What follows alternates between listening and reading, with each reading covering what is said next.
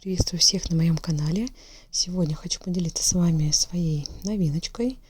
Наверное, это уже не новинка, и у большинства эта раскраска уже есть. Я долго думала, покупать ее или нет, и все-таки решила купить. Иллюстрации здесь отличные, мне нравится. Единственное, что бумага тонкая и иллюстрации просвечивают. Но все равно попробую здесь раскрашивать, как я раскрашиваю гуашью. Ну и, конечно же, попробую карандашами. А если у вас есть эта раскрасочка, напишите в комментариях, как вам и как она у вас заполнена. Ссылочки на соцсети в описании. А на сегодня это все. Всем пока-пока.